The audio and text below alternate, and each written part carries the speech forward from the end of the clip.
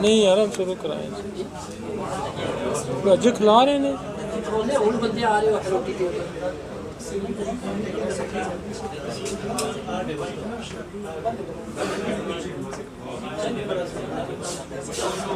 आइडासिस की 6 हमारे लेक्चर के 2 बड़े हिस्से होते हैं जो नए लोग हैं उनके लिए। एक में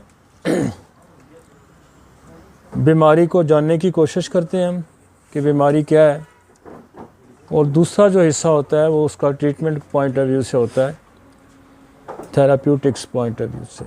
तो आ जाती है, मैं अभी स्टार्ट हो रहा हूँ फिर हो जाएगी।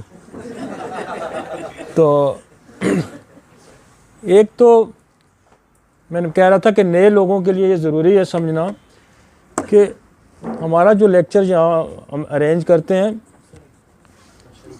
वो सिर्फ फ़िलासफ़ी पे नहीं होता, सिर्फ मटीरिया मेडिका पे नहीं होता, सिर्फ पैथोलॉजी पे नहीं होता, बल्कि जो डिज़ीज़ हम कोई भी डिज़ीज़ को टॉपिक अप रखते हैं उसको हम पूरी तरह समझने की कोशिश करते हैं। जैसे शुगर है, डायबिटीज़ है, तो हमने पूरा इसका मैकेनिज़्म समझने की कोशिश की कि कौन सा बॉडी के अंदर मैकेनिज़्म है, कौन सी पैथोफिजियोलॉजी है, उसको समझें। This is a law of similar. मैं अक्सर कहता हूँ कि यही लॉ ऑफ सिमिलर है कि आप उसकी डिजीज़ की पैथोफिजियोलॉजी समझें और उसके बाद आप मेडिसिन की आपके पास अगर पैथोफिजियोलॉजी है तो उसको मैच करेंगे। तो यही एनिमन कह रहा है, this is the law of similar. हम ये करते हैं कि हम दवाई की पैथोफिजियोलॉजी को समझने की कोशिश तो ज़रूर करते हैं, तो इसलिए हम हिट एंड ट्रायल पे जाते हैं, तुक्के मारते हैं ना, जिसको कहते हैं तुक्के मारते हैं। तो दुनिया में जो होम्योपैथिक जहाँ भी लेक्चर हो रहा है वो सिर्फ या तो होम्योपैथिक फ़िलासफ़ी पे हो रहा है या मटीरियल मेडिका पे हो रहा है, डिजीज़ पे नहीं होता। हम डिजीज़ को समझने की कोशिश नहीं करते और यही प्रॉब्लम है हमारे साथ, जिसको मैं पिछले 15 साल से लेके चल रहा हूँ कि मैं कहता हूँ नहीं, इसको समझने की कोशिश करो, तब लॉ ऑफ सिमिलर को आप समझेंगे। हम लॉ ऑफ सिमिलर की बात करते हैं लेकिन हम उसको समझने की कोशिश ही नहीं करते। तो चूँकि मैं इसका इतना एक्सपर्ट नहीं होता तो मैं किसी न किसी दोस्त को बुला लेता हूँ ताकि आपको वो सारी डिजीज़ समझाए, वो पैथोलॉजी समझाए, वो एनाटॉमी समझाए, वो आपको फिजियोलॉजी समझाए, वो डिजीज़ की पैथोफिजियोलॉजी आपको समझाए, वो मैकेनिज़्म समझाए। तब आप जब दवाइयाँ पढ़ेंगे तो आपको समझ आएगी। तो एक तो हम इसमें थेराप्यूटिक्स करेंगे, फिर हम असूल इलाज जो हमारी ऑर्गेनिन की बुक है एनिमन ने लिखी, फिर हम उसका कोई ना एक फ्लोजम जो है वो उसको डिस्कस करते हैं। तो दोनों चीज़ें भी आपको पता हूँ, अगर आपको ये भी पता है कि डिजीज़ की क्या पैथोफिजियोलॉजी है और ड्रग्स की क्या पैथोफिजियोलॉजी है, इसके बावजूद भी अगर आप असूल से वाकिफ़ नहीं हैं, आदाब से वाकिफ़ नहीं है कि कैसे मरीज़ के साथ आप ट्रीट करेंगे, अगर उससे आप वाकिफ़ नहीं है तो फिर भी आप गलतियां करेंगे, बहुत सारी गलतियां करेंगे। तो ये तीनों चीज़ों का होना बड़ा ज़रूरी है, तब जाके आप एक अच्छे डॉक्टर बन सकते हैं। आज जो हमारे पास सफ्रोज़म है,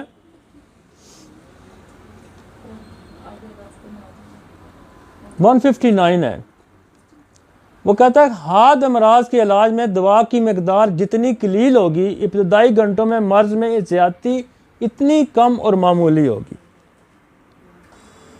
कलील का मतलब ये नहीं है कि आप एक्सपोटेंसी, कलील का मतलब है पोटेंटाइज फॉर्म, डाइल्यूटेड। जितनी पोटेंसी ज़्यादा होगी इतना रिज़ल्ट अच्छा होगा। वो अक्सर मैं ये कहता होता हूँ ना कि अगर फ़र्ज़ करें आपने उस वक्त रेस्क्यू करना होता है, और रेस्क्यू करने के लिए वो इमरजेंसी टूल्स जो है ना वो इस्तेमाल करते हैं। आपने वो चाल नहीं चली, केचुए वाली चाल वहाँ नहीं चली जा सकती कि आप टेंचर ट्राई करें या 1x आप 30। तो इसलिए वो कहता है कि आप इस सिचुएशन में जितनी ज़्यादा पोटेंसी, कलील मतलब है ज़्यादा पोटेंसी, कलील यहाँ कलील का मकसद ये आप लें कि जितनी डाइल्यूटेड होगी, मतलब 1m 10m से अब स्टार्ट लेंगे वहाँ पे। हाँ, मेडिसिन की मिकदार कम होगी लेकिन पोटेंटाइज फॉर्म में पोटेंसी रेज हो जाएगी। तो वो ये कह रहा है कि आप कलील से कलील ये उन लोगों के लिए जो मदर टेंचर के करिश्मा से वाकिफ़ हैं कि होम्योपैथी जो है वो मदर टेंचर नहीं है। वो यहाँ भी कह रहा है कि एक्यूट केसेस में आप कलील मकदार हाई पोटेंसी, आपका जो कंसेप्ट है ना पोटेंसी का, हाई पोटेंसी, वो कलील कह रहा है, डेल्यूट कह रहा है कम से कम, मतलब उसमें क्रूड फॉर्म कम हो, डेल्यूटेड हो। तो वो ये कह रहा है कि आप यहाँ कलील जब मकदार इस्तेमाल करेंगे तो इब्तदाई घंटों में मर्ज में ज्यादती इतनी कम और मामूली हो जाएगी। कुरानिक में बेशक आप अगर आपका कोई ज़्यादा नहीं दिल करता, मतलब कमज़ोर दिल है आपका, तो आप जो है वो बेशक नीचे से स्टार्ट कर सकते हैं कि उसके लिए आपके पास टाइम होता है, लेकिन एक्यूट में आपके पास टाइम नहीं होता। तो एक्यूट में आप जब स्ट्राइक करेंगे तो फिर वो कहते हैं कलील पोटेंटाइज, ज़्यादा पोटेंसी में स्ट्राइक करेंगे, मतलब 1 m में स्टार्ट कर लें, 10 m से स्टार्ट कर लें, तो यहाँ से स्टार्ट करें। आ गया समझ अफरोज़म? नेक्स्ट आइए। आज जो मेरे पास, आपने पैथोफिजियोलॉजी तो उसकी काफ़ी हद तक समझी होगी, डॉक्टर ने बड़े मज़े से डिटेल से आपको समझाई है, लेकिन हम चूँकि अब इलाज करने चले हैं, वो तो एक बात है, एक मैकेनिज़्म समझने की हद तक है, लेकिन जब चूँकि हमने इलाज करना है, इलाज के लिए फिर हमें क्या करना है,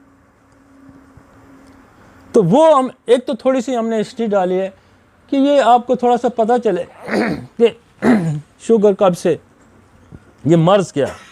जब आपको पता ना ये मर्ज़ क्या है, ये मर्ज़ 10 दिन का है, ये मर्ज़ 20 साल का है, ये मर्ज़ 10 साल का है, तो फिर आप उसकी शिद्दत का, उसकी आपको अंदाज़ा हो जाएगा कि ये कितना ज़रूरी है।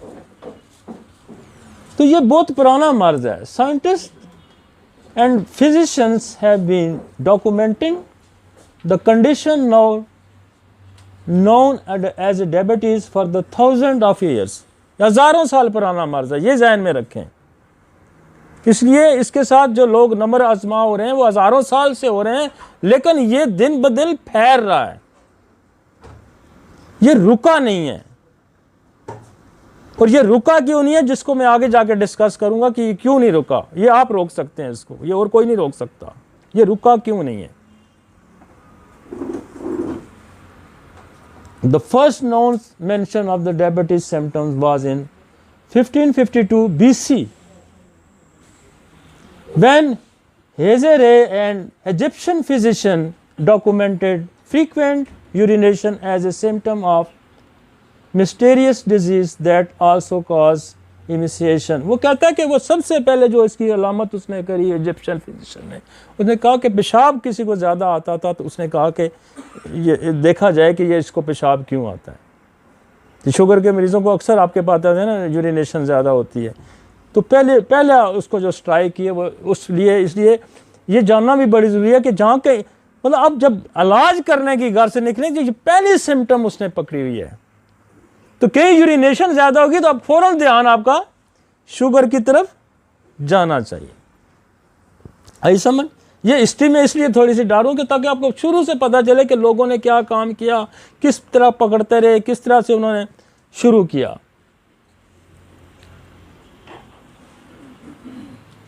Also around this time, ancient healers noted that the ants seemed to be attracted to the urine of the people who had this disease. Next. In 50 AD, the Greek physician Herodotus described what we call the diabetes as the melting down of the flesh and limbs into the urine। वो कहता है muscles, ये वो सारे through urine जो ना, वो जिन लोगों को पेशाब ज़्यादा आ रहा था वो देखना था कि इनके जिस्म सारा सूखता चला जा रहा है। तो जब एक और चीज़ ध्यान में रखेंगे, जब किसी का जिस्म सुकड़ रहा है, कमज़ोर हो रहा है, वो कह रहा है जी पता नहीं मैं खाता भी ठीक हूँ, मैं सारा कुछ ठीक होता है, लेकिन मुझे समझ नहीं लगी मैं कमज़ोर हूँ, तो फिर स्ट्राइक करें। देखें ना, ये काफ़ी पुरानी बात कि उस वक्त का जो ज़हीन आदमी था उसने क्यों ऐसा सोचा। तो जो बंदा कमज़ोर हो रहा है, जिसको अब शाव ज़्यादा आ रहा है, मतलब ये एक हम तो इससे और एडवांस पे चल जाते हैं ना, और बात करेंगे, लेकिन ये वो चीज़ें हैं कि जो आप चलते फिरते कोई नज़र आ गया, तो अब तो आम बंदे को ये पता है कि किसका कोई बॉडी का स्ट्रक्चर श्रिंक हो रहा है, तो कहते हो कितने तो शुगर तो नहीं होगी, सुनते हैं ना आप, ले मैन इस तरह की बात करता है, तो डॉक्टर को तो पता होना चाहिए। अब बाद लोग समझेंगे कि ये शायद बड़ी मामूली सी बात है, लेकिन ये जब आप बैठे होते हैं ना उस पर, मुझे अक्सर लोग कहते हैं यार इतना क्या क्विक है, इतना कौन सा मैजिक है, ये वो मैजिक है, फौरन आपको स्ट्राइक करती हैं चीज़ें, यूं फिल्म चलनी चाहिए, फटाफट टाइम नहीं होता ना, फटाफट फिल्म चलनी चाहिए। क्विक प्रिस्क्राइबिंग इसी तरह होती है, क्विक डायग्नोजिंग, प्रिस्क्राइब, आपको ये सारी चीज़ें आपके नॉलेज में होनी चाहिए।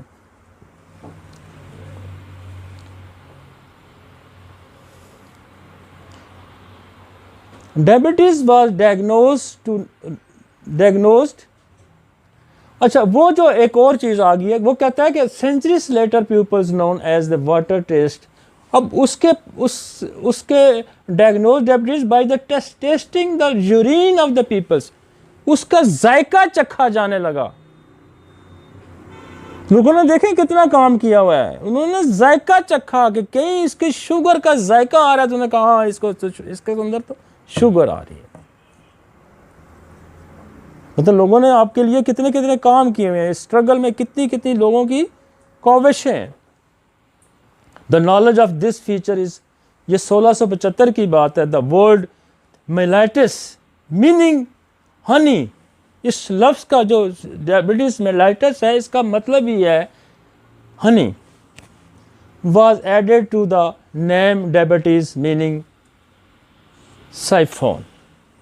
अब समझ आइए कि लोगों ने एक स्टेप बाय स्टेप सदियों काम किया है,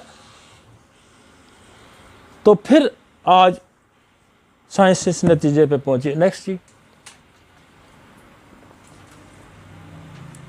it was not until the 18 that scientists developed केमिक मसला है, इसकी खराबी वजह से, तो उसने क्या किया कि पैंक्रियाटिक जो एक्सट्रैक्ट है, जूस है, वो लोगों को इंजेक्ट करना शुरू किया। तो जिस तरह हमारी मेडिसिन भी एक है पैंक्रियाटिनम है, तो पैंक्रियाटिनम जो है वो जैसे आप हेल्प के तौर पे या उसको स्ट्रक्चरली स्ट्रॉन्ग करने के लिए आप एज ए इंटरकरेंट या हेल्पिंग मेडिसिन के तौर पे आज भी हम इस्तेमाल करते हैं। फ्रेडरिक डॉक्टर साहब ने ये सारी चीज़ें पहले आपको बताई हैं, लेकिन मैं अपने अंदाज में आपको ये समझाना चाहता हूँ कि जब आपके पास शुगर का मरीज़ आए तो हमें किन चीज़ों पे गौर करना होगा। अब तो मरीज़ आपको खुद कहेगा ना, डॉक्टर साहब मुझे तो शुगर है। एक तो कुछ मरीज़ आपने खुद पकड़ने हैं, इन्वेस्टिगेट करने हैं, कुछ डायग्नोज हुए आपके पास आएंगे, और जो डायग्नोज हुए हुए आएंगे ना, उनमें भी बड़ी कॉम्प्लिकेशन है कि उसको मजीद आप कैसे देखना चाहेंगे ट्रीटमेंट के पॉइंट ऑफ व्यू से। मसलन हाइपोथैलेमस की खराबी है जी, ये CRH हार्मोन ये रिलीज करता है पिट्यूटरी को। अब पिट्यूटरी ग्लैंड्स की खराबी है। अच्छा, ये जो खराबी हैं, ये ज़हन में रखें कि जब ये खराबियां हैं तो इसका मतलब है जेनेटिक कोई प्रॉब्लम है। फिर क्या, जीन्स का कोई प्रॉब्लम है, ये खाने पीने से कोई ताल्लुक नहीं है इसका इतना। आई समझ आपको? तो फोकस करना है आपने कि ये हाइपोथैलेमस, पिट्यूटरी ग्लैंड ACTH किसको दे रहा है, एड्रेनल ग्लैंड्स को। अच्छा, ग्रोथ हार्मोन जो बॉडी की नशोनुमा करते हैं, बच्चों का कद बढ़ाते हैं, आपकी जिस्मी सारी जो इन्वायरमेंट है, वो कहता है ग्रोथ हार्मोन इट्स एक्ट। ये ग्रोथ हार्मोन जो है ना, ये जाके एक्ट करता है, कहाँ पे करता है, पिट्यूटरी रिलीज करती है। एक्ट कहाँ करता है, लिवर पे करता है। Act on liver and cause release of the IGF, एक हार्मोन रिलीज करता है। ये इंसुलिन लाइक ग्रोथ फैक्टर है, जिसका मॉलिक्यूल इंसुलिन का है, इसी से मिलता जुलता मॉलिक्यूल है। तो इसका मतलब ये है कि बाज जो ये भी तो हो सकता है कि कोई ग्रोथ हार्मोन्स की कोई के लिए कोई ड्रग्स यूज होती हो। ये भी हो सकता है कि जिन बच्चों के अंदर ग्रोथ हार्मोन्स ओवर एक्टिव हों, हाइपर हों, इस पे भी खूब फोकस करना है। मैंने कहा था ना कि मॉडल क्लिनिक बनाया जा सकता है। अगर आप होम्योपैथी की दवाइयों को जानते हैं और आप इस मैकेनिज्म को जानते, एक अच्छा आप कोई काम ना करें, मैं यकीन मानो मैं अगर सारे काम छोड़ दूं ना, मैं शुगर पे काम करना शुरू कर दूं तो रश मेरे पास फिर भी लगे। इसलिए कि समझ के अगर आप करें इसको, मैंने ये 2 दिन काम किया इस पे, 2 दिन, वो भी घंटा घंटा काम किया होगा। तो इतनी चीज़ें हमने निकाली हैं इसमें, इतनी चीज़ें निकाली हैं कि इस पे अगर साल काम किया जाए, 6 महीने का है, तो मैं तो कहता हूँ कि पेशेंट कोई बचे ही ना। हम हर एंगल से इसको टच कर सकते हैं, हर एंगल से। अब वो कहता है इंसुलिन लाइक ग्रोथ फैक्टर है, this IGF act on the different organ in body like muscles, bone, pancreas in muscles, in it increase muscle strength, in bones it causes bone growth, in pancreas it reduce the action of insulin and it increase the blood glucose level। ये उसकी तरह का मिलता जुलता एक hormone है जिसका function ये है कि वो अगर ओवर एक्टिव हो जाएगा या ज्यादा हो जाएगा तो वो इंसुलिन की उधर से प्रोडक्शन को रोक देगा। और ये जितने मैकेनिज्म हैं, इसके पीछे जो कहानी है, ये जो खराब है, ये मियाज़मेटिक कहानी, ये जीन की खराबी की कहानी है। तो फिर आपने जेनेटिक डिसऑर्डर्स को देखना होगा। इसीलिए शुगर जो है कंट्रोल नहीं हो रही कि दुनिया में जो बाकी तरीका इलाज हैं उनके पास जेनेटिक की मेडिसिन नहीं है। नो ट्रीटमेंट, एंजाइम थेरेपी दी जाती है, कुछ ना कुछ दिया जाता है, लेकिन इलाज नहीं है। मैं पिछले दिनों में, मैंने पहले भी कहा कि मैं बाहर भी गया हूँ, मेरी एक घंटा सिटिंग हुई है गोरों के साथ बैठ के। वो कहते जी नो मेडिसिन, अभी प्रोसेस में, अभी सोच रहे हैं, अभी कर रहे हैं। लेकिन होम्योपैथी, पिछले हमने जो 14-15 हज़ार स्पेशल बच्चा हमने देखा है, वो सारे जेनेटिक डिसऑर्डर थे, वो सारे जेनेटिक डिसऑर्डर थे, वो हमने ठीक किए, उसमें बेशुमार लोग ठीक हुए। उसकी क्या वजह है कि होम्योपैथी एक्सेस रखती है जेनेटिक्स को ठीक करने के लिए। तो यहाँ ये जानना बड़ा ज़रूरी है, ये पूरा मैकेनिज्म बड़ा जानना ज़रूरी है। अब देखें, वहाँ इंसुलिन, पैंक्रिया ही है जो इंसुलिन बना रहा है, पैंक्रिया ही है जो ग्लूकागोन बना रहा है। एक इनहिबिटरी है, एक एक्साइटरी है, एक इनहिबिटरी है, एक ऊपर जा रहा है, एक नीचे ला रहा है। इंसुलिन उसको नीचे ला रही है और ग्लूकागोन उसको ऊपर ला रहा है। जैसे ब्रेन के अंदर 2 केमिकल होते हैं, एक गाबा है, एक ग्लूटामेट है, एक इंक्रीज कर रहा है, एक डिक्रीज कर रहा है। और जब एक काम करना कम कर देगा या ज़्यादा कर देगा तो उन लोगों को एपिलेप्सी होती है, जब फिट्स बच्चों को पड़ने शुरू हो जाते हैं। तो ये मैकेनिज्म खुदा ने एक रखा है कि एक ही जो ग्लैंड है उसके अंदर 2 किस्म के फंक्शन मौजूद हैं, एक ही ग्लैंड के अंदर। तो अगर ग्लूकागोन हाइपर हो जाता है, हाइपर किस वजह से होता है? किसी जेनेटिक डिसऑर्डर की वजह से हो सकता है, या पैंक्रियास के कैंसर की वजह से हाइपर हो जाता है। तो उसको भी तो आपने रोकना है ना। आप इंसुलिन के अगर पीछे पड़े रहे कि मैं उसकी प्रोडक्शन को तेज कर दूं, तो फिर कैसे होगा? इंसुलिन की प्रोडक्शन ज्यादा कर करके तो इंसुलिन जो है पैंक्रिया तो वैसे वो बीटा सेल फारग हो जाएगा। अगर आप इसको कंट्रोल नहीं कर, ये हाइपर हुआ है, तो इसके जो कॉजेज है उसको जानना बड़ा जरूरी है। सिर्फ जो मटीरियल मेडिका की दवाइयां हैं ना, इनको पढ़ने से नहीं अक्ल आएगी। मेरी बात याद रखें, इन मैकेनिज्म को समझ के आपको अक्ल आएगी, ये बात ध्यान में रखें। फिर आप दवाई जब पढ़ेंगे तो आपको क्या, अच्छा ये यूं काम करती है, ये यूं करती है, ये यूं करती है, जिसका मैं डिटेल आगे भी जिक्र करूंगा कुछ चीज़ों का, क्योंकि ये 200-300 दवाई को मैं एक सेशन में डिस्कस नहीं कर सकता। लेकिन हम आपको एक गाइड मैप दे रहे हैं कि यार इधर सोचो, इधर सोचो, इस तरफ भी सोचो। और ये जो प्रॉब्लम्स हैं ये जीन्स के प्रॉब्लम्स हैं। आपने जीन्स को खराबी का, जीन की मोटेशन का, जीन्स के अंदर तब्दीली का, जीन के नकार होने का, फॉल्ट होने का, फेल होने का काज आपने पकड़ना, जिसको मैं अक्सर डिस्कस करता रहता हूँ। वो हमारे पास हमने कई हद तक चीज़ों को पकड़ा हुआ है। नेक्स्ट आ जाए, पैंक्रियास, इंसुलिन एंड ग्लूकागॉन। ये 2 चीज़ें ध्यान में रखें। पैंक्रियास, जो ये शुगर आएगी तो पैंक्रियास को देखेंगे, ग्लूकागॉन। उसके बाद एड्रेनलिन ग्लैंड जो हमारा, जो गुर्दे के ऊपर ग्लैंड लगा हुआ है, ये कॉर्टिसोल रिलीज करता है, ये एपिनेफ्रिन ये रिलीज करता है।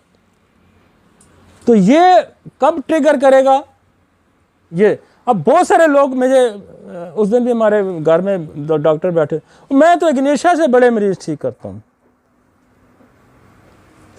Stress related. वो कौन से ठीक होंगे?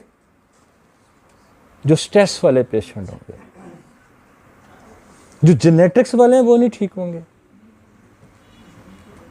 वो नहीं होंगे। मैं देखे ना, अब वो कहते हैं कि आपने पूरा दिमाग को हर तरफ घुमाना है।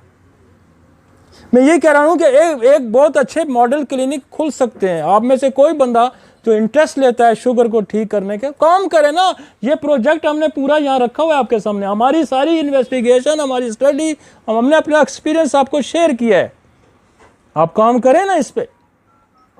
चीज़ें हमने आपके सामने रखी हैं, दवाइयाँ भी हम आपके सामने रखेंगे, मैकेनिज्म हम आपके सामने रखेंगे। तो एड्रेनल ग्लैंड्स, जहां पैंक्रिया का रोल है,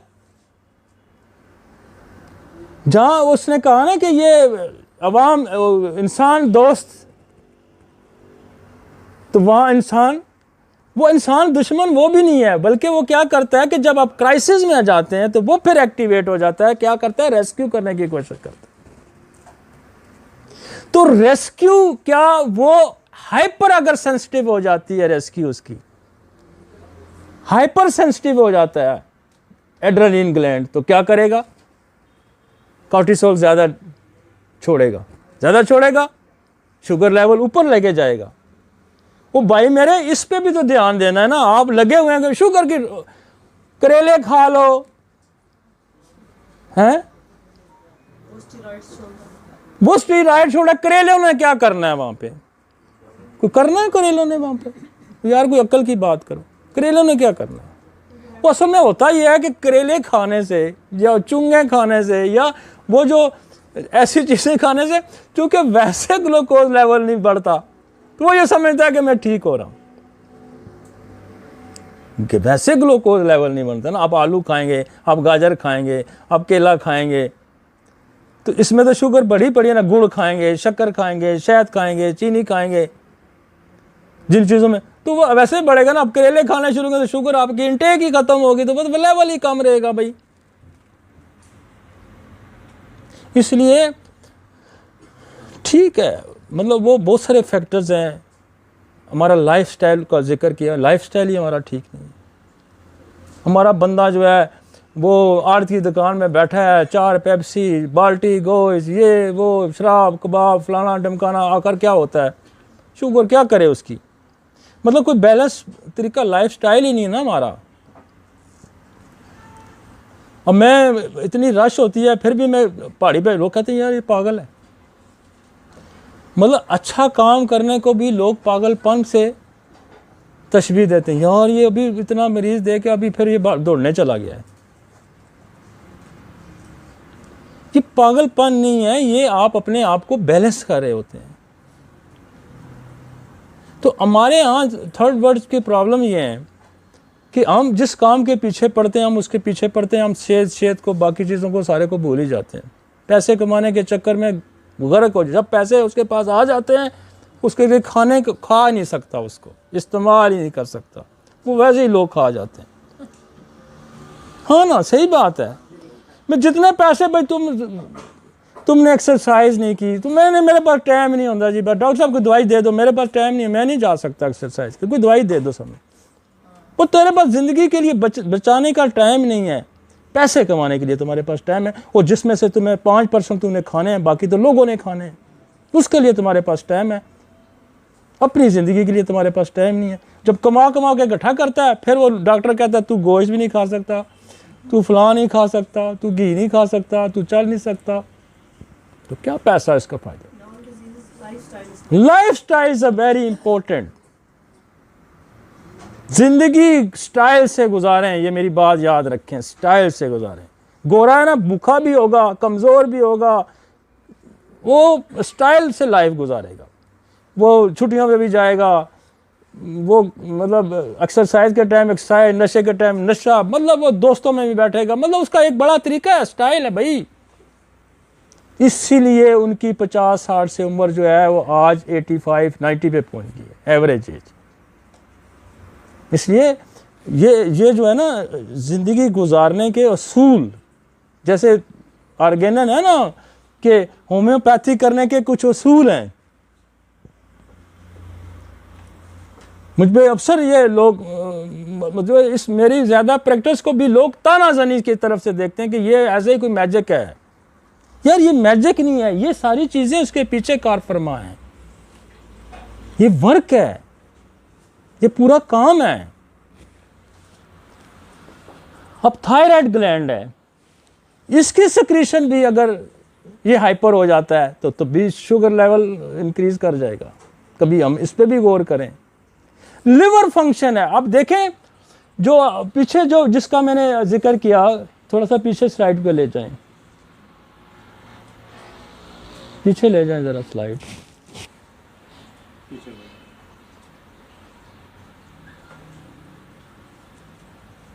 इससे आगे आना। आईजीएफ कहाँ मैन्युफैक्चरिंग है इसकी, ये लिवर में होती है। अगर लिवर ही हमारा, बहुत सारी चीज़ों की मैन्युफैक्चरिंग जो है लिवर में होती है। आपका लिवर भी वीक है, उसको क्या है, उसको हेपेटाइटिस है, कोई वायरल इन्फेक्शन है, कोई पर लिवर किसी वजह से कमज़ोर है, वो पूरी फैक्ट्री है वहाँ इतनी प्रोटीन वहाँ बन रही है, तो उस पर तरफ भी फोकस करें ना। आपके पास जब पेशेंट, इसलिए हमने इतनी सारी चीज़ें लिखी हैं कि जब आपके पास आए तो फ़ौरन तो आप पैंक्रिया पे जाएं, मतलब पिट्यूटरी पे जाएं, हाइपोथैलेमस पे जाएं, आप पैंक्रिया पे जाएं, आप थायराइड पे जाएं, आप एड्रेनल ग्लैंड पे जाएं, आप उस पे जाएं, लिवर पे जाएं। और इसको जाने में मैं कहता हूँ मिनट से ज़्यादा आपके पास टाइम नहीं होना चाहिए, फ़ौरन स्ट्राइक करनी चाहिए और फ़ौरन डायग्नोसिस बनानी चाहिए। क्विक डायग्नोसिस कब बनेगी, जब आपके पास इस चीज़ों का नॉलेज होगा।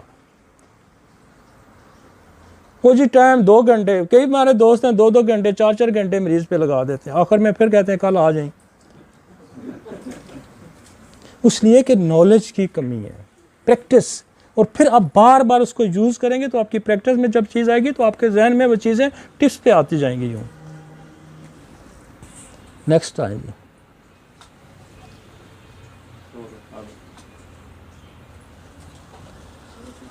Genetic role. फिर मैं जेनेटिक रोल, मैं इसकी जब कॉम्प्लिकेशन पे जाऊंगा, क्योंकि हम आपको आज मेरी ये कोशिश थी, लेक्चर मैंने सुबह आके बनाया, मेरी ये कोशिश थी कि मैं आपको एक इंट्रोडक्टरी लेक्चर दूं कि आपने किन किन चीज़ों को फोकस करना है।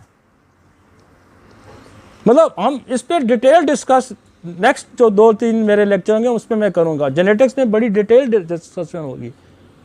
स्ट्रेस, ट्रॉमा, स्ट्रेस में होगा तो क्या होगा, जो दूसरे जो आपके हार्मोन्स हैं वो बढ़ने शुरू हो जाएंगे।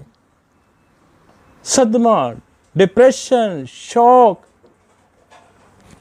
इसको फोकस करें। फिर सप्रेशन है, मेरा कोई 32 घंटे का लेक्चर है सप्रेशन पे। सप्रेशन पे गौर करें।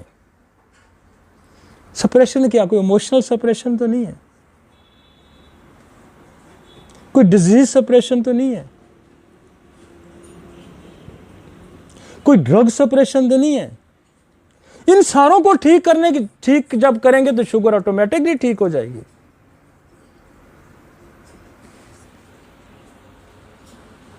सप्रेशन को हम बड़ी डिटेल से मैंने डिस्कस किया हुआ है, लेकिन हम इस पे मेडिसिन भी डिस्कस करेंगे आगे।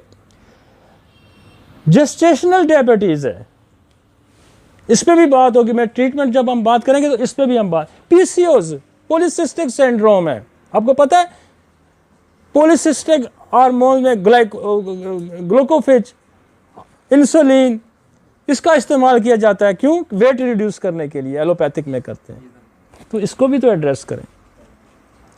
और हम पॉलीसिस्टिक जो ओवरीज है उसको हमारे पास बेशुमार, हमारे पास पॉलीसिस्टिक जो है बेशुमार औरतें जो हैं, बच्चे हैं, जो बच्चियाँ जो हैं वो ठीक हो जाती हैं हमारे पास पॉलीसिस्टिक। जब पॉलीसिस्टिक को आप एड्रेस करेंगे तो शुगर उसकी वैसे ठीक हो जाएगी। तो ये कॉज भी एड्रेस करें ना। इन्फेक्शंस, जितने इन्फेक्शंस हैं, चाहे वो बैक्टीरियल हैं, चाहे वो वायरल हैं, चाहे वो फंगल हैं, चाहे वो पैरासाइट हैं, शुगर इंक्रीज करा देते हैं, या गिरा देंगे या इंक्रीज कर देंगे। तो कभी हमने शुगर वाले को ये भी सोचा है कि हो सकता है इसको कराने के इन्फेक्शन चल रहा हो, कोई ग्लोरियल इन्फेक्शन चल रहा हो, कोई सिफिलिटिक ट्यूबरकुलोसिस चल रही हो, कोई सूडोमोनास चल रहा हो, कोई इकोलाई चल रहा हो, कोई और ऐसा कोई बैक्टीरिया, कोई वायरल, कोई हेपेटाइटिस सी चल रहा है, मतलब तो इस तरह के जो इन्फेक्शंस हैं उसको भी एड्रेस करना है हमें। ये इन्फेक्शंस जो हैं, ये जितने इन्फेक्शन हैं, ये सारे शुगर लेवल को इंक्रीज कर देते हैं। सिर्फ आप इंसुलिन के पीछे मत पड़ें। इसलिए वो तुक्के से जो किसी को लग जाती है, वो कहते हैं होम्योपैथी के पास, तो इसलिए वो कहते हैं ना कि अगर किसी अच्छे होम्योपैथ के पास जाएं तो जाएं, वरना होम्योपैथी आप ना करें, हो सकता है कि फिर जान का खतरा हो जाए। लेकिन मैं ये समझता हूँ कि हम सबसे ज़्यादा अच्छे तरीके से डील कर सकते हैं, और हम सबसे ज़्यादा अच्छे तरीके से डील करते हैं। हमारे पास सबसे, इन जितने कॉजेज यहाँ मौजूद हैं, इसकी सबकी हमारे पास मेडिसिन मौजूद है, बाकी दूसरे सिस्टम में मौजूद नहीं है। और दूसरे सिस्टम में अगर कोई दवाई मौजूद भी होगी तो हो सकता है वो और कॉम्प्लिकेशन में ले जाए। इसलिए अल्टीमेटली इंसुलिन पे आ गए। ओबेसिटी, डाइटरी, खुराक का इस्तेमाल। अब देखें, पहले ज़माने में बंदा जो है, आज से 20, मैं जब छोटा सा था, मुझे याद है, मैं पहले हल चलाता था सुबह उठ के चांद की रोशनी में, सूरज निकलने से पहले, फिर आके नहा के फिर मैंने स्कूल जाना होता था। और उस वक्त जितने लोग हैं वो सुबह सूरज तुलू होने के साथ साथ काम करना शुरू करते थे, और गुरूबे आफ्ताब तक काम किया जाता था, फिजिकल एक्सर्शन। और शुगर का इंटेक नहीं था, चाय नहीं पीते थे लोग, चाय नहीं पीते थे लोग, चाय को बुरा समझा जाता था एक ज़माने में। आज मेरा जो बच्चा है, जो स्कूल गोइंग है या कॉलेज गोइंग है या वर्कर है, वो 4-4, 6-6 पेप्सियाँ पीता है। भाई, एक पेप्सी में कितनी चम्मच चीनी है? 7 चम्मच चीनी है। एक चाय के कप में 2 चम्मच, आप 4 कप में 8 चम्मच तो चीनी आपने पी। दिन को तो आप 1 पाव तो चीनी पी जाते हैं, तो शुगर कहाँ, कैसे नहीं होगी भाई? फिर उसके साथ फ्रूट भी खाना, मिठाई भी खाना, उसके साथ फिर एक्सरसाइज भी नहीं है, तो फिर एक्सरसाइज भी कोई नहीं है। एक जो चपाती है उसके अंदर 2 चम्मच चीनी है। तो डाइटरी वो चीज़ें जो शुगर की, मसलन आपको पता होना चाहिए कि दालों में किन दालों में शुगर कम है। मसलन दाल मूंगी है, उसमें शुगर नहीं, काले चनों में शुगर नहीं, ठीक है ना, मसूर की दाल में शुगर। तो कम से कम आपको डाइटरी प्लान लोगों को भी एक आपके पास होना चाहिए। अब वो खाएगा, जो माश की दाल खाएगा, लोबिया खाएगा, तो शुगर तो बढ़ेगी ना। अब दालों की सिलेक्शन करनी है, जो दालों की सिलेक्शन आपने करनी है ना, डाइटरी प्लान तो उसको दे देना कि ये दालें आप खा सकते हैं यार। ज़रूरी है कि चने की दाल खानी, ज़रूरी है कि लोबिया खाना, ज़रूरी है कि माश की दाल खानी। फ्रूट्स में उसको कराएं चीज़ों का, कौन से फ्रूट हैं जिसमें कम है, आड़ू में कम है जी, अमरूद में कम है जी, किन्नू में ज़्यादा है जी, माल्टे में कम है। पर इस तरह से लोगों को एक आपको उस पर भी आपको एक ग्रिप होना चाहिए। अक्सर लोग सवाल आपसे करते हैं, तो ये एक लंबी जो है उस पर बात है, लेकिन इस प्लान पे भी गौर करना है। फ्रूट्स की शुगर इतना नुकसान तो नहीं देती है जी, बिल्कुल देती है। जिनको शुगर है यूं उठाती है, जिनको शुगर है उनकी नहीं, जिनको नहीं है उसको देखें। बाज फ्रूट्स ऐसे हैं जिनको नहीं है तो वो तो खा के 30 साल बाद तो हो जाती है ना उनको, आखिर खा के मिठाइयाँ। लेकिन शुगर की आप देखें ना, नेचुरल हैबिट तो देखें ना लोगों की। इसलिए कहते हैं ना कि जो रूरल एरिया के लोग हैं उनमें शुगर का इंटेक कम है, उनके पास शुगर का इंटेक कम है। अर्बन एरिया में शुगर का इंटेक बहुत ज़्यादा है, रिफाइन किस्म की शुगर हम खाते हैं। हाँ, वो फिजिकल वर्क है, वो कंज्यूम कर जाते हैं। और कंज्यूम का अब को कहती है ना कि जब इंसुलिन की प्रोडक्शन ज़्यादा हो जाती है, शुगर आपके अंदर ज़्यादा है, वो तो स्टोरेज बनाएगा ग्लाइकोजन में मस, तो वो जितना स्टोरेज बना के भी तो बीटा सेल फारग हो जाएगा ना। तो इसलिए अगर उसको आप चारा ही थोड़ा डालेंगे, थोड़ा देंगे तो उतना ही खाएगा ना जितना उसको आप देंगे।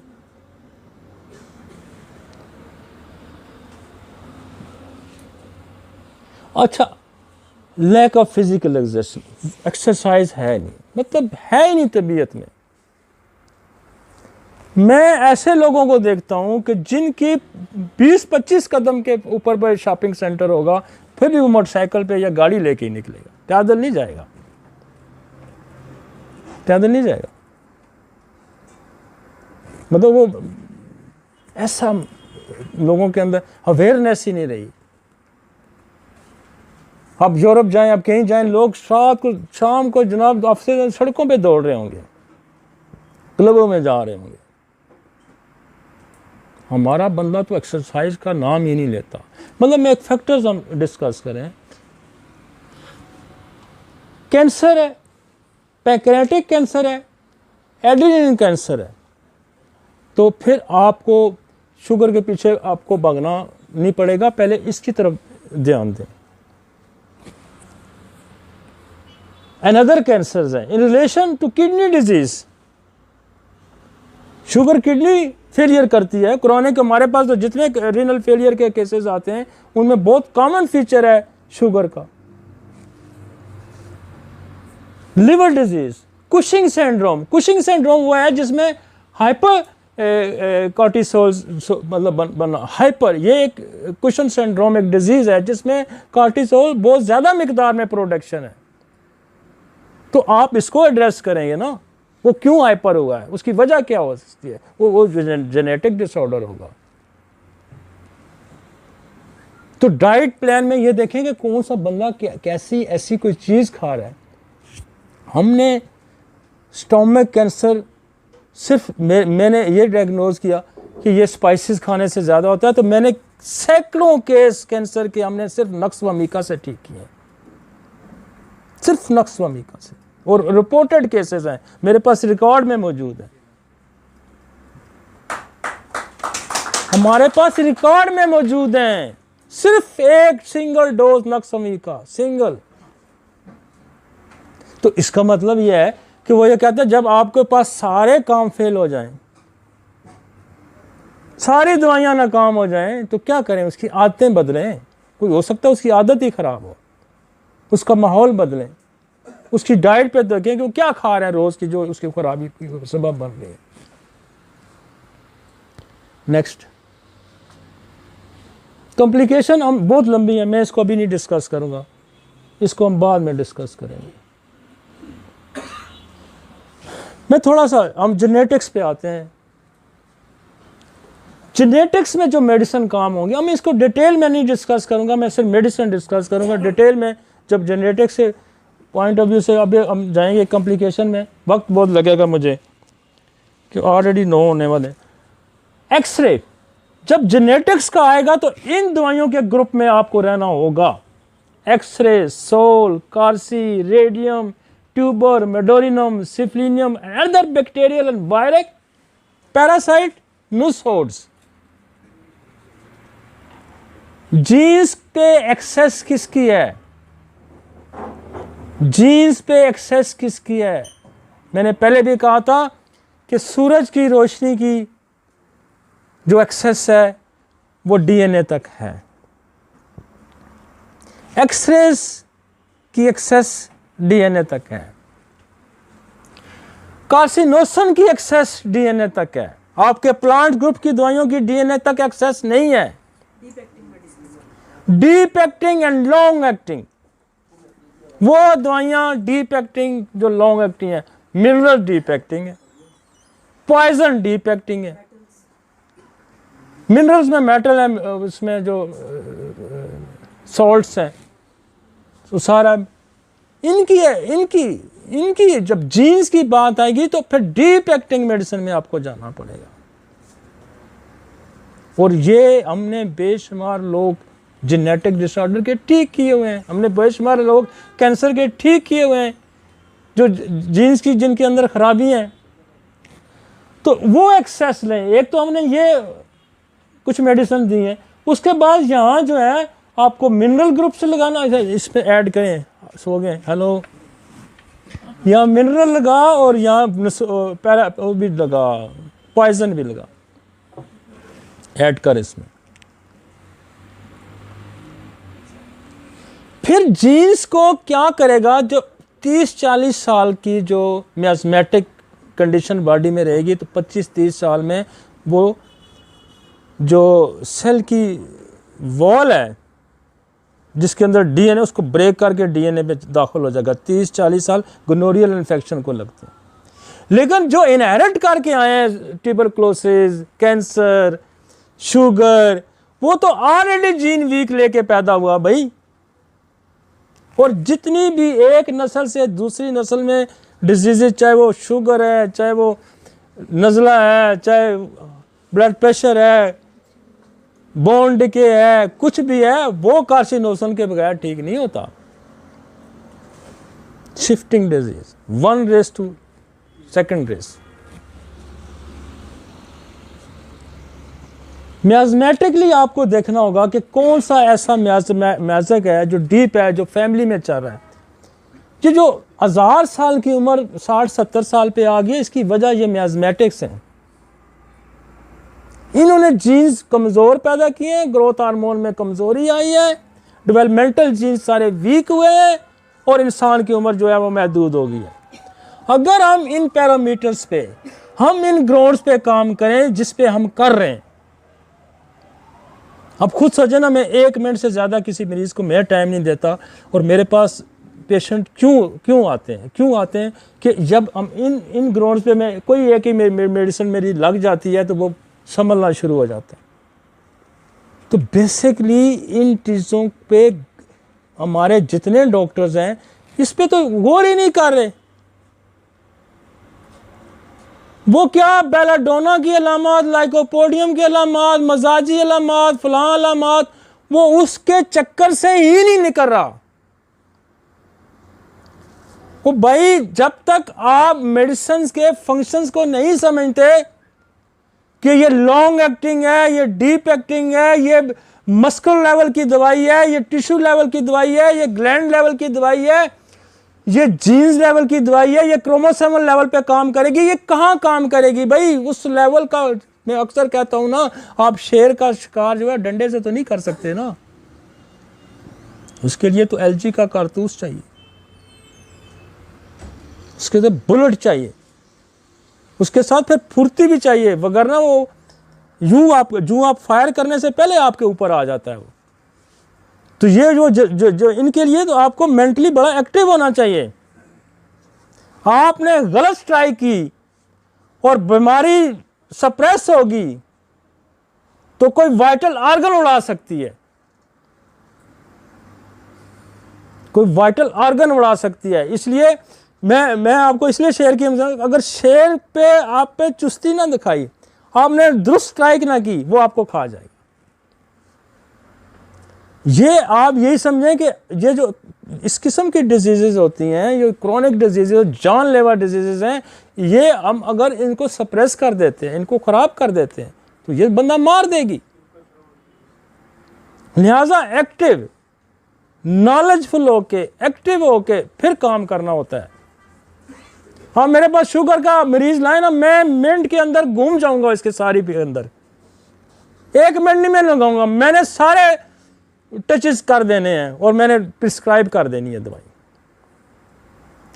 मेरे बनेंगे 2, 3, 4 सवाल से मैं ज़्यादा सवाल नहीं करूंगा, और मैं उसको कहूँगा नहीं बोलना, मेरे सवाल का जवाब देना, कहानी नहीं सुनानी, कहानी नहीं मैं सुननी, तू मेरे सवालों का जवाब देगा बस।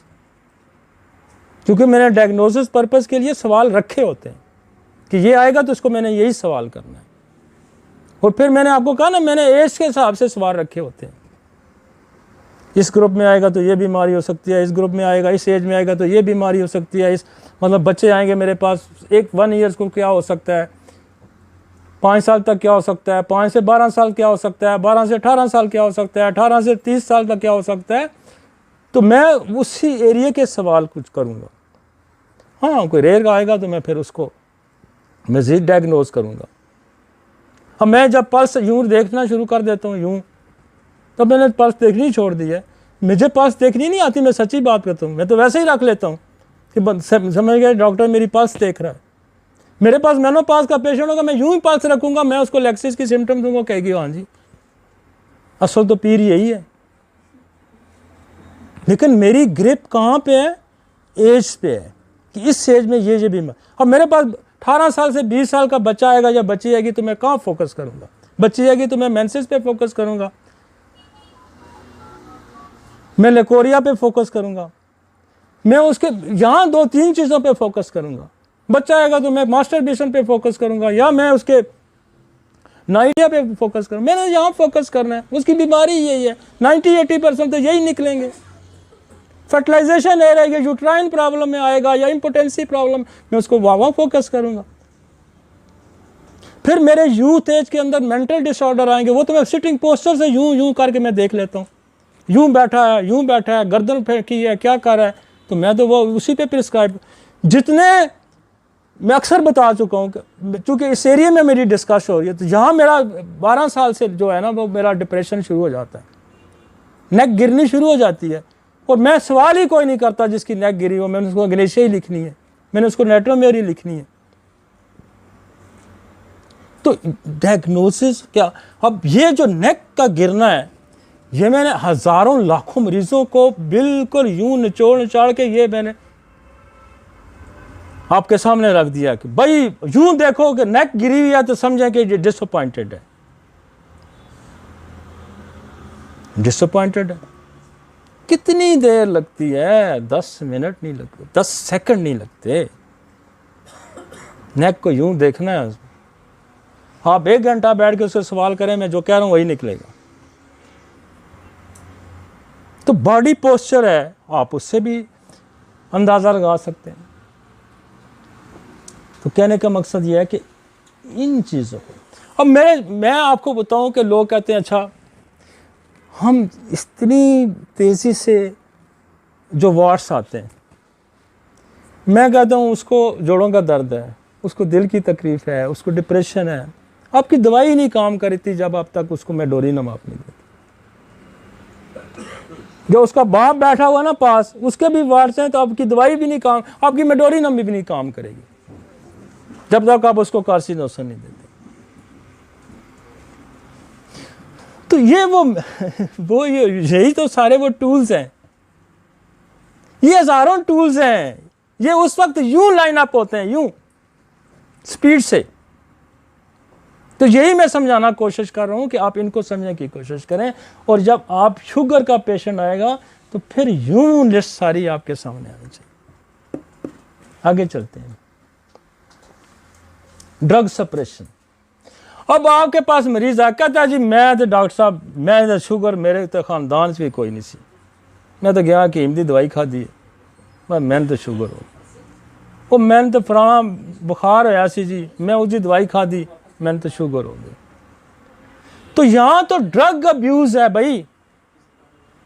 सारा दिन हम नक्स वमीका, मैं अक्सर कहता हूं नक्स वमीका दे के एंटीडोट करते रहते हैं। आप उसको मेडिसिन को मत जाएं, शुगर पे मत दें उसको शुगर की दवाई, उसकी ड्रग्स को एंटीडोट करें। अक्सर औरतें आती हैं एंट्राकंसेप्टिव मेडिसिन खा खा के आई होती हैं, वो कहती है मुझे शुगर होगी। आप उनको एंट्राकंसेप्टिव मेडिसिन को एंटीडोट करें, सिपिया दें, नक्स दें। आप हकीमों से आए होते हैं, खा खा के कुश्ते आए होते हैं, मिनरल्स खा के आते हैं, उनको पल्साटीला दें। साइंस तो यही है ना, ये साइंस हर जगह पे फिर लगेगी। मैं ये असल में ये चाह रहा हूं, मैं ये चाह रहा हूं कि हम क्विकली इन चीज़ों पे जाएं।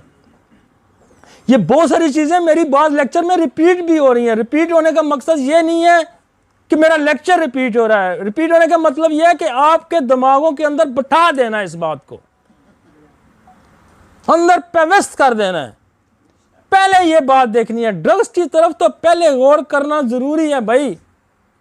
आप यकीन माने, जो होम्योपैथिक डॉक्टर से हमारे पास लोग आते हैं ना, खा खा के अंधाधुंध दवाइयाँ खा खा के, हम उसको दवाई नहीं देते, हम एलोज खिलाते हैं सिर्फ उसको। और बाद लोग अगले वो जो पूड़ी आपने दी थी ना, मैं तो उसी से ठीक हो गया था। बोरक की पहली लाइन लिखी है, एलोज की पहली लाइन लिखी है यार, जब अंधाधुंध दवाइयों के इस्तेमाल से आपकी वाइटलिटी डिरेंज हो जाती है तो क्या करते हैं वो यार। बाद दफ़ा बंदे किसी को नज़ला होता है, आप उसको ऐसी कोई दवाई देते थे, वो बेचारा नज़ला गया, फिर और दी, फिर तीसरी दी, फिर चौथी दी, फिर पांचवी दी। फिर हमारा तो अजीब सा प्रैक्टिस का तरीका कार ये है कि 5 एक में डाल दी, 5 दूसरे में डाल दी, 5 तीसरे में, 2 कॉम्बिनेशन पकड़ाए, साथ का एलोपैथिक भी खाते रहना। तो क्या कॉम्प्लिकेशन। ड्रग्स की तरफ गौर करना है।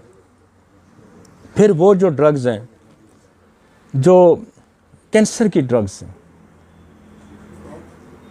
उनके लिए हमारे पास बहुत अच्छा एंटीडोट है, सोल।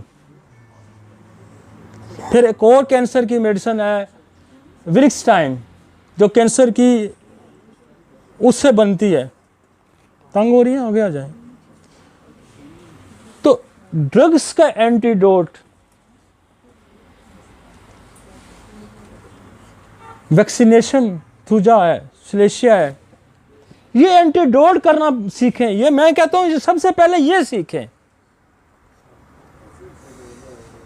कि तंगी हो रही है आपको, इधर आ जाए, आगे कुर्सी को यार आगे लगा दो, इधर आ जाओ, सामने आ जाओ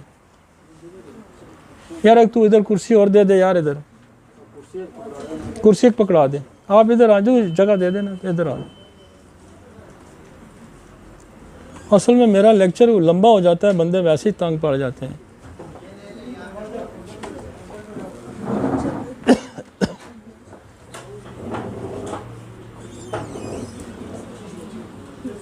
तो दवाई को एंटीडोट करना सीखें।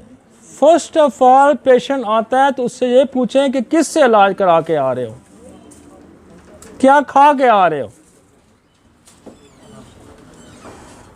स्ट्रेस रिलेटेड इमोशनल, अब इमोशंस की जो दवाइयाँ हैं, हम कॉज मैं नहीं सारे डिस्कस करूंगा, लेकिन मैं दवाइयाँ यहाँ एकोनाइट है, अर्निका है, इग्नेशिया है, नेटोम्योर है, एसिड फास है, स्टेफी है, कोलो है, कोलोसेंथ है, जेल्सीमियम है, कास्टिकम है, पेरिस्कॉर्डिफोलिया है, कोनियम है, बुफो, एस्टिलागो, ओरिगेनम, हाइड्रोफोबिनम, प्लाटिनम, म्यूरेक्स, फिरोला, ग्लोवा, ये सारी इमोशनल रिलेटेड मेडिसिन है। इससे और भी लिस्ट में निकाल सकता हूँ, लेकिन ये बहुत कॉमन वाली इमोशनल रिलेटेड। मसलन इग्नेशिया डिसअपॉइंटमेंट बहुत ही मिली, एक्यूट डिसअपॉइंटमेंट, क्रोनिक डिसअपॉइंटमेंट। अब एक बंदे को रोज डिसअपॉइंटमेंट होती है, क्या उसको रिज़्क ही नहीं है, उसको कोई ज़िंदगी में कोई ऐसे मामलात हैं कि जो रोज़ उसको फेस कर रहा है, वो कहता है मुझे शुगर है। तो जब तक उसका कोई हल आपके पास नहीं है, तो कोप कराने का एक तरीका होता है कि आप अगर उसको इग्नेशिया देते हैं तो क्या करेगा, उसको सीवियर से फिर ऑर्डिनरी लेना शुरू कर देगा और फिर इग्नोर करना शुरू कर देगा। ये ऐसी दवाई है कि सीवियरिटी को नीचे ले आए, कम सोचना शुरू करेगा, फिर कहेगा दफ़ा करो। तो ब्रेन के अंदर कंपल्शन है ना, ये कंपल्शन जो है मायूसी की, डिसअपॉइंटमेंट की ब्रेन के अंदर मौजूद है। अब ये कंपल्शन, जब आपको कोई डिसअपॉइंटमेंट होती है, कोई दोस्त नाराज़ हो जाता है, कोई मर जाता है, कोई लॉस हो जाता है, तो ब्रेन बार क्यों हुआ पे कंपेल कर रहा है, बार बार उसको रिपीट कर रहा है ब्रेन के अंदर, क्यों हुआ मेरे साथ, ऐसा क्यों हुआ, वो बॉस के साथ नहीं हुआ, मेरे साथ है, ये बार बार रिपीट हो रहा है। अब इस कंपल्शन को कौन ब्रेक करेगा? इसको इग्नेशिया ब्रेक कर देगा। वो कहेगा हो गया यार, लोगों नाल भी होंदा, खैर है। क्या करेगा? इस कंपल्शन को ब्रेक करेगा। ये मटीरियल मेडिका में नहीं ना लिखा हुआ कि ब्रेन की कंपल्शन को कैसे ब्रेक किया जाए, कि बार बार उसी नहीं मेरे साथ बड़ा ज़रूर, मैं तो मर गई, ऐसा नहीं होना चाहिए था। तो जब अग्नेशिया आपको उसको देते हैं तो कंपल्शन ब्रेक कर। अब मुलाजिम है, मालिक रोज उसको डांटता है, रोज स्टेफिसाइगेरिया फेस कर रहा है वो, अब क्या करेगा? अब उसको स्टेफिसाइगेरिया खिलाते रहे, उसने कहना दफा करे, तो रोज वैसे ही भौंकता रहे। वो कंपल्शन खत्म कर देगा, अंदर से कंपल्शन खत्म कर देगा। सेक्सुअल डिजायर इतनी इंक्रीज है कि आप कहते हैं यार मेरी नीड नहीं पूरी हो रही। बेशुमार मेरी हाइड्रोफोबिनम कंपल्शन ब्रेक कर देगा, कोनियम कंपल्शन ब्रेक कर देगा, प्लाटिनम कंपल्शन ब्रेक कर देगी ब्रेन के अंदर जो स्ट्राइक करे, तो कहेगी दफा करो। कहां वर्क है? ये पूरा मैकेनिज्म है ब्रेन के अंदर, पूरा मैकेनिज्म है। कंपल्शन, चोरी की कंपल्शन है, झूठ बोलने की कंपल्शन है, नमाजें पढ़ने की जुनूनी हद तक कंपल्शन है, अपने मजहब के खिलाफ किसी की बात ना सुनने की कंपल्शन है, स्ट्रामोनियम है, लाफिंग कंपल्शन है, कैनबस इंडिका है, चोरी की कंपल्शन है, टेरेंटोला है, झूठ बोलने की कंपल्शन है, स्टेफिसाइगेरिया है, वल्गैरिटी की कंपल्शन है, हाइसैमर। तो कंपल्शन तोड़ते हैं इमोशंस, कैसे तोड़े जा सकते? जब आप उसके इमोशन के कंपल्शन तोड़ेंगे, शुगर लेवल ऊपर जाएगा। इमोशंस को समझने की कोशिश करें। और स्ट्रेस, मैं नहीं कह रहा, इंटरनेशनली जो डायबिटिक्स तंजीमें हैं, जो रिसर्च सोसाइटी हैं, वो स्ट्रेस को कह रहे हैं। और स्ट्रेस से क्या होगा? एड्रेनलिन ग्लैंड हाइपर हो जाएगा। इमोशन बनाए ना एक मॉडल सा क्लिनिक, डायबिटिक क्लिनिक, और गौर करें ना इन चीज़ों पे, गौर करें इन चीज़ों पे, मज़ा आएगा, खुदा का है। इंजॉय करता है बंदा जब मरीज ठीक करता है ना, एक लुत्फ आता है। फंसे हुए केसेस, मुश्किल केसेस, हम फोकस करें ना, आए मेरे पास डायबिटिक का केस, अगर मैं उसको 5 मिनट लगा सकता हूँ, मैं देखूँ कैसे, मैं यूँ करूँगा सॉर्ट आउट, कहाँ खराबी है। मैं जेनेटिक्स को देखूंगा, मैं हार्मोन्स को देखूंगा, मैं इमोशंस को देखूंगा, मैं ड्रग्स को देखूंगा। और मज़े की बात है, फिर हमारे पास तो मेडिसिन है, टिक टिक के निकल नहीं रही मेडिसिन, क्योंकि ये टिप्स पे पड़ी होती हैं। Next, disease suppression. फेरोला भी जो है ना, ये मेडिसिन है, ये आपको मिलेगी, कहाँ मिलेगी? ओरिगेनम में मिलेगी, इसके रिलेशनशिप में। ये कंपल्शन है, सेक्स ड्राइव औरतों में जो ज़्यादा होती है। म्यूरेक्स है, प्लाटिनम है। नेक्स्ट, डिजीज सप्रेशन है। अब डिजीज सप्रेशन दवाइयों की वजह से भी हो जाती है, गलत इलाज से भी हो जाती है, और फिर डिजीज़ को वापस अपनी सतह पे लाने के लिए पल्सटीला है, जिंकम मेट है, लेक्सिस है, नेट्रोमेर है, नक्सवन। तो बंदा आपको अगर ये कोई कहता है कि मुझे कोई बीमारी हुई थी जी, वो बीमारी तो ठीक हुई, उसके बाद मुझे शुगर होगी, बस सर डॉक्टर साहब मेरी तो इतनी मुख्तसर सी कहानी है, और उस मुख्तसर सी कहानी का आपके पास कोई इलाज नहीं है ना? उस मुख्तसर सी कहानी का इलाज है कि वो डिजीज़ सप्रेस होगी। और डिजीज सप्रेस, मसलन मीजल सप्रेस हो जाता है तो बंदा मार देता है, इनकेफ्लाइटिस होगा, मेनिंजाइटिस हो जाएगा, मलेरिया सप्रेस हो जाता है तो बंदा मार देगा। बेशुमार ऐसी डिजीज हैं जो सप्रेस हो जाती हैं तो बंदा मार देती हैं। तो क्या फोकस करना है ना, देखना है मोशन सप्रेशन है, डिजीज सप्रेशन है, ड्रग सप्रेशन है, जेनेटिक है, क्या है। नेक्स्ट,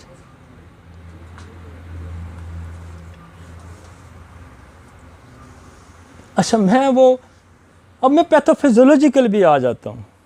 मैं सारे टच आपको देना चाह रहा हूं, सारे टचेस, कहना कि कुछ छोड़ गया है, सारे टचेस दूंगा। एलेक्सॉन को जाके आई पढ़ें,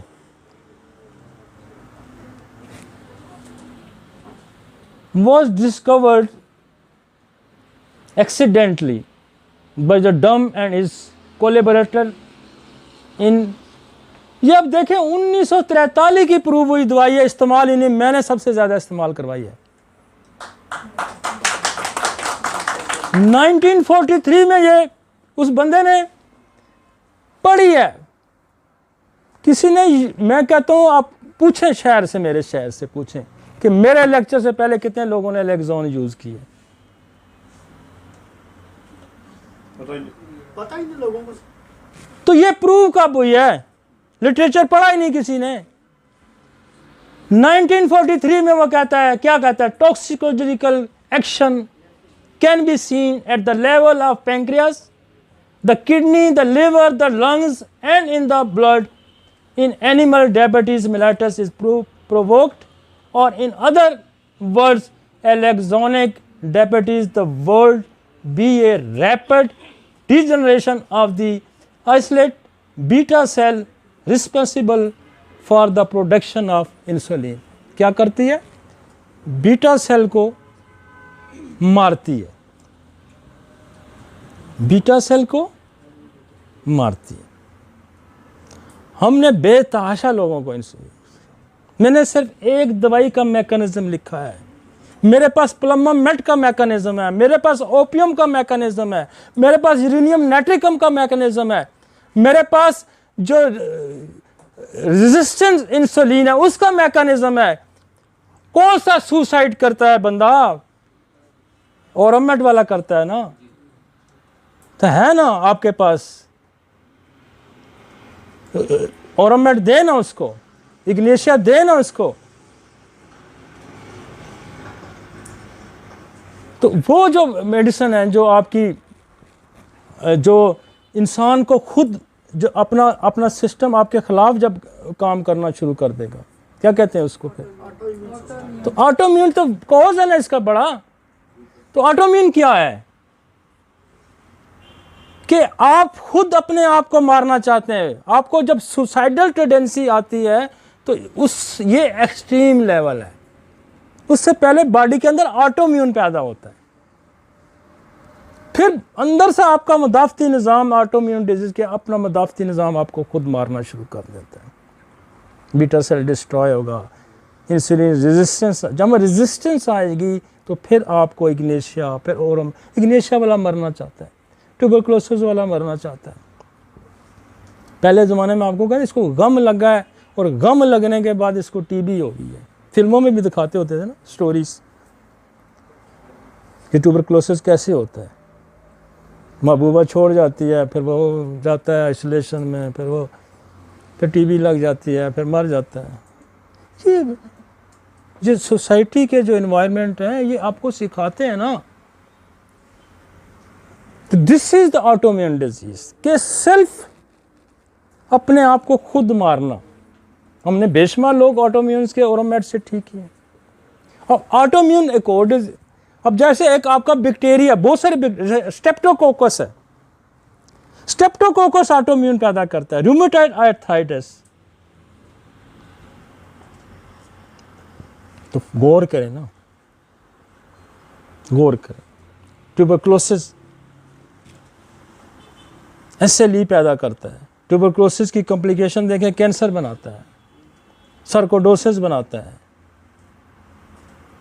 इंटेस्टाइनल सेल डिजीज बनाता है, लंग्स कैंसर बनाता है, बोन कैंसर बनाता है, बेशुमार के आपका जितना लिम्फेटिक सिस्टम है उसको तबाह करके रख सकता है, आपका ग्लैंड्स का सिस्टम उसको तबाह करती है टीबी। तो गौर करें ना उस पर। जहाँ ट्यूबरक्लोसिस की हिस्ट्री मिलती है वो केस तो यूं फर ठीक होता है, चाहे वो कैंसर का है, चाहे रीनल फेलियर का है, चाहे वो शुगर का है। इसका मतलब है आप रूट सारे चेक करेंगे तो आपको कामयाबी लाजमी होगी। आगे चलते हैं, एक और दवाई की देखें, pathophysiology, phlorizin. Glucosidal principles obtain from the bark of the root of the apple and other fruits trees। ये वहाँ से ये पैदा होता है और ये क्या करता है कि ये भी आपका जो एड्रेनलिन ग्लैंड है उसको हाइपर कर देता है। प्लमोमेट की एक पूरी फिलॉसफी है, ओपियम की एक पूरी फिलॉसफी है, ग्रेजुअली सिस्टम को स्लगश करके रख देता है प्लमोमेट। ओपियम का भी यही। आर्सेनिक, ब्रोम, ओरोमेट, coca, codeine, helleborus, phlorizinum, phosphorus, syzygium, uranium nitricum. चलिए आगे चलते हैं, ये वो लिस्ट है जो बोरक के अंदर पड़ी। आगे चलते हैं,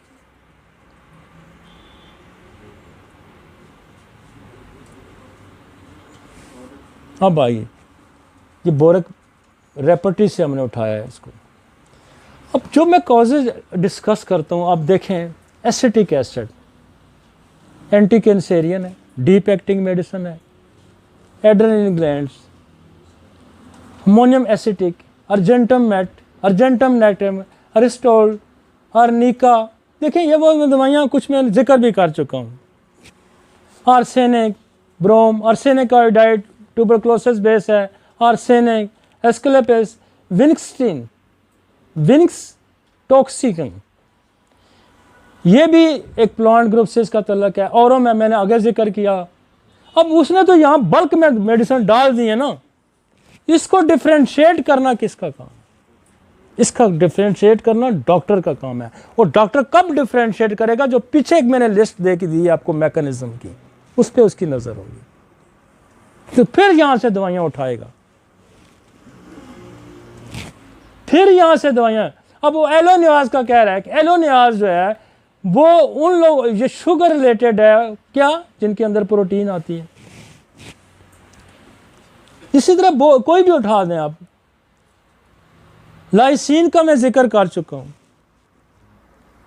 किया ना मैं, हाइड्रोफोबिन, मॉर्फिनम, रीनल फेलियर का मैं जिक्र कर चुका हूँ, किडनी के साथ है, मास्टर्स शुगर के साथ इम्पोटेंसी का, म्यूरेक्स का मैं जिक्र कर चुका हूँ, मैं कर चुका हूँ ना, नेट्रम्योर का मैं जिक्र कर चुका हूँ, नेट्रम सल्फ, नाइट्रिक एसिड, नक्स का मैं जिक्र कर चुका हूँ, पैंक्रेटिनम का मैं जिक्र कर चुका हूँ। लेकिन उस जिक्र करने का मकसद ये है कि आपको यहाँ बल्क पड़ी है, आपने यहाँ से कॉजेशन पे मेडिसिन उठानी है।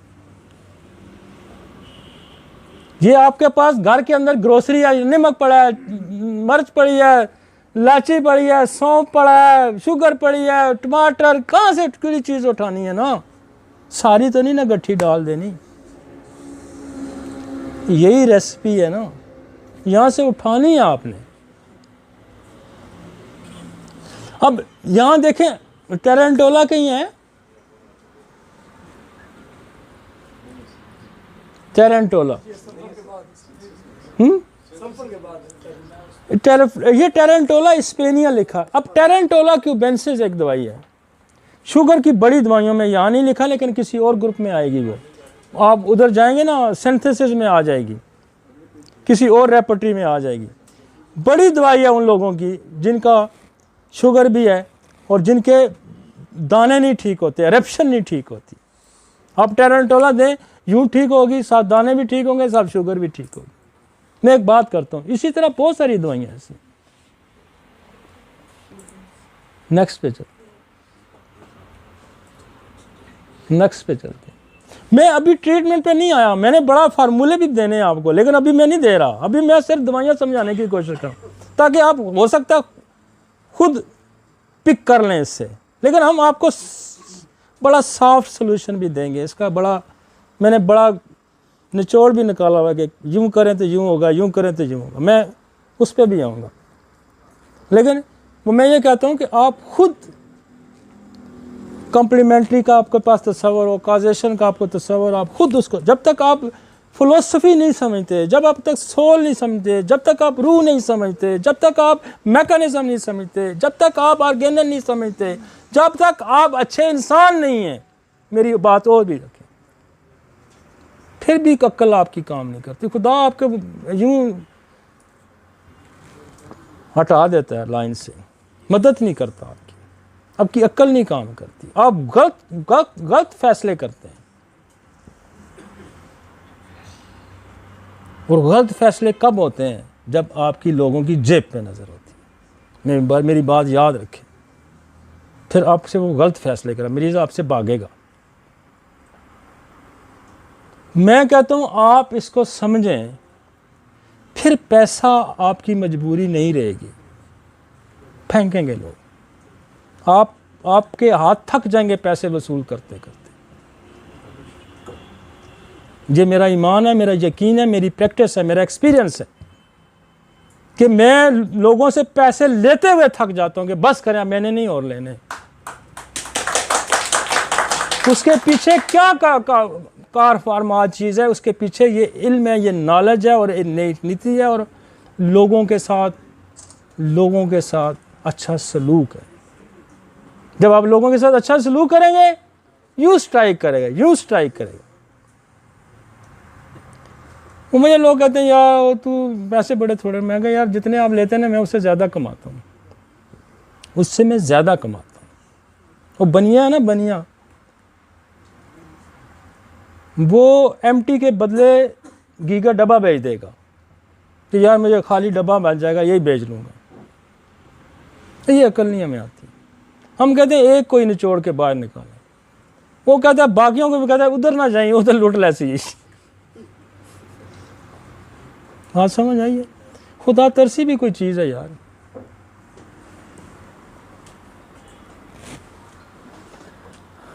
बड़ी मर्ज़ी की दवाइयाँ, मैं आपको कहता हूँ यार ये दवाइयाँ ज़रा पढ़े ना, तो ये मैंने सारी पढ़ी हैं, मज़े की बात है, ये पढ़ें ज़रा, मज़ा आएगा आपको। अगर ये आपने सारी पढ़ी, ये आपने मैकेनिज्म सारा पढ़ लिया, फिर शुगर का किधर जाएगा मरीज़? आप आगे उठाएं जी। अच्छा, ये तो उसने अब आगे जाके डिफरेंशिएट भी कर रहा है। अकोपैन पाई एब्सिस, यहां उसने आर्सेनिक लिखी है, लेकिन यहां आप टेरेंटोला भी ऐड करें, यहां टेरेंटोला भी करें। मैं अपनी तरफ से, आप देखें ना, ये मेरी स्टडी है। मैं एक रेपटी लिखूं तो मैं इसको यहाँ टेरेंटोला क्यूबेंसिस भी ऐड करूं। General abscess accompanied by diabetes, acne, arsenic ब्रोम। यहाँ आर्सेनिक भी बहुत अच्छा काम करती है, लेकिन सबसे ज़्यादा अच्छा काम करती है जो टेरेंटोला करती है, फेशियल एरप्शन। मतलब देखो, अपने अगर डायबिटीज़ के साथ ये सारा एल्ब्यूमिन, मैंने आगे एलोनियाज का जिक्र किया, यहाँ जिसने एक ही दवाई लिखी है एलोनियाज। अल्कोहलिज्म, माइंड अल्कोहलिज्म में जाके कहते हैं, वहाँ जाके देखें कि मैंने क्या किया हुआ। Diabetes with head apoplexy accompanied by diabetes, appetite, ravenous, graphite, ovidem, caliphas, lactic acid, arterial sclerosis, दिल के शरियाने तंग हो जाना, aurum, chlorum, plumbum, syzygium, arterial sclerosis, general arterial sclerosis, वहाँ भी कहता है कि वहाँ भी जा देखें, आपको और दवाइयाँ वहाँ मिल जाएंगी। जब आप लेबोरेटरी कंसल्ट कर रहे होते हैं तो साथ वो रेफरेंस भी ले जाए कि यहाँ नहीं चीज़ मिल रही, आप वहाँ तलाश करें। वो कहते हैं अकोपेंड बाय डायबिटीज बाइल, वो कहते हैं बाइल के चैप्टर में जाके देखें, मैंने वहाँ यहाँ देखे। एंथ्रेक्सीनम, बहुत बड़ी दवाई है दानों की, स्किन की डिजीज़ की, एंथ्रेक्सिनम का इस्तेमाल ही नहीं होता। एंथ्रोकोकाली, आर्निका, आर्सेनिक, सेफाइट, chlor, graphites, insulin, iodine, lead, आगे चलें जी। इस तरह से आपको जो चीज़ें, बहुत सारी चीज़ें आपको यहाँ रिलेटेड मिलेंगी। कहने का मकसद ये है कि आज मैं आपको एक इंट्रोडक्शनरी लेक्चर देना चाह रहा था डायबिटीज़ पे, कि आपको किन किन चीज़ों पे फोकस करना है। जब इलाज की बात आएगी तो फिर मैं इलाज की बात किसी और अंदाज में, फिर मैं इन दवाइयों को कैटेगराइज करके, फिर मैं एक दवा के साथ दूसरी दवा का रिलेशन, एक दवा के साथ तीसरी दवा का रिलेशन, कहाँ ऑब्स्ट्रक्शन रिमूव करनी है, कहाँ क्या करना है, ये एक अलग मेथड है। और जब हम कॉम्प्लिकेशन में जाएंगे तो फिर हम देखेंगे कि वहाँ क्या मेडिसिन का कौन सा। लेकिन हमने आपको एक, इसके बाद ख़त्म है एंड, इसलिए मैं इसको, क्योंकि लेक्चर अभी दो शायद चलें और, तो मैं बाकी काम बाद में करेंगे। लेकिन आज हम आपको इतनी हद तक मैं कह चुका हूँ कि आपको हमने एक रास्ते पे ज़रूर डाला होगा